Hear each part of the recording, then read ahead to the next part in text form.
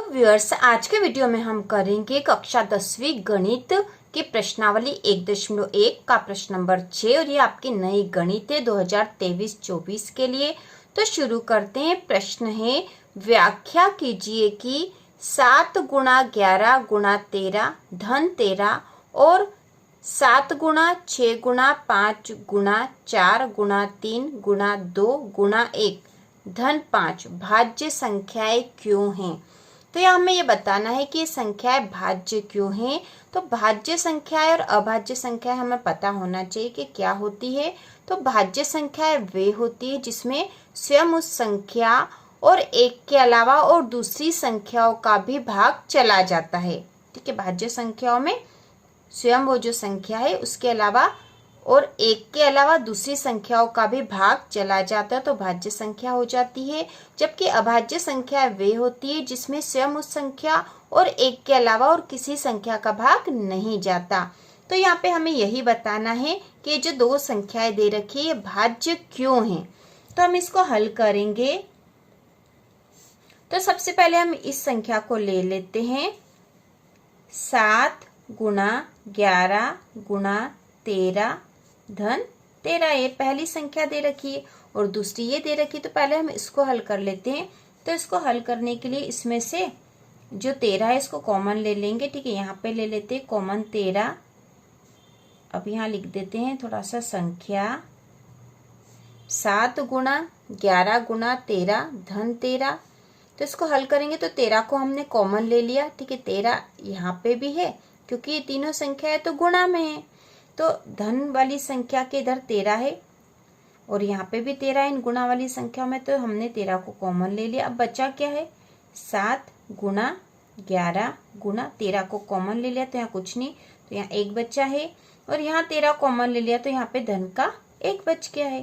तो इसको और हल कर लेंगे तो ये हो गया 13 और यहाँ पे हो जाएगा 7 का 11 में गुणा कर देंगे तो 11 7 77 और इसका 1 में करेंगे तो 77 ही आएगा।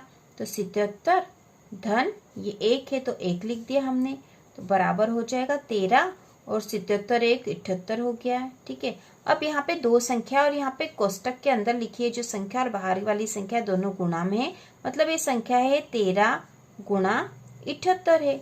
ठीक है, तो ये जो दो संख्याएं हैं और इनका आपस में भी गुणा करेंगे तो कोई एक संख्या भी होगी तो उसमें इन दोनों संख्याओं का भाग चला जाएगा, मतलब 13 का भी भाग जाएगा और 78 का भी भाग जाएगा और 78 में तो पीछे 8 है, मतलब इसमें 2 का भी भाग चला जाएगा। तो ये जो संख्या है इसमें स्वयं वो जो संख्या उसके अलावा 13 और 78 का भी भाग चला जाएगा, क्योंकि प्रत्येक जो भाज्य संख्या होती है वह अभाज्य गुणनखंड के रूप में लिखी जा सकती है।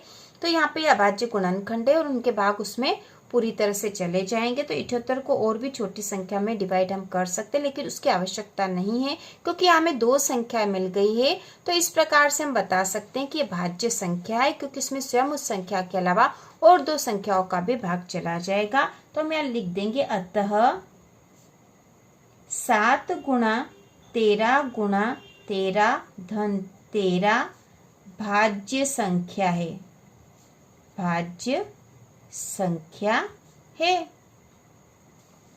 अब इसके बाद हम इस वाली संख्या का करके देखेंगे।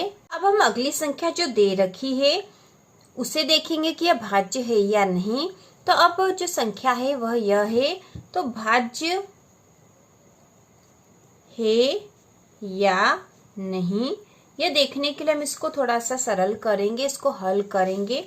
तो यहाँ पे धन 5 दे रखा है यहाँ पर, यह जो गुणा वाली संख्या है इनमें भी 5 है तो हम 5 को कॉमन ले सकते, तो हम यहाँ 5 को कॉमन ले लेंगे। तो अब बची हुई जो संख्या है वो है 7 गुणा 6 गुणा 5 को हमने कॉमन ले लिया तो यहाँ 1 लिख देते हैं, गुणा 4 गुणा 3 गुणा 2 गुणा 1 और यहाँ से भी 5 को कॉमन ले लिया तो धन 1 आ जाएगा।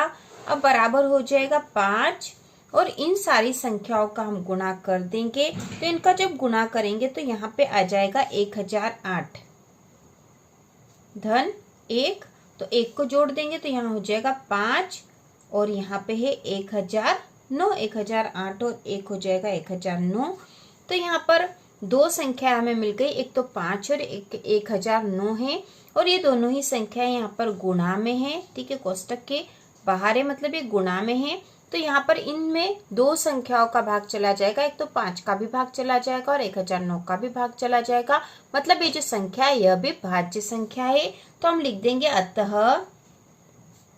7 गुणा 6 गुणा 5 गुणा 4 गुणा 3 गुणा 2 गुणा 1 धन 5 भाज्य संख्या है। ठीक है, भाज्य संख्या है और यही हमें जांच करनी थी, यही इसका आंसर है। इसी प्रकार के और वीडियो देखने के लिए कक्षा 10 की संपूर्ण तैयारी के लिए चैनल को सब्सक्राइब कीजिए।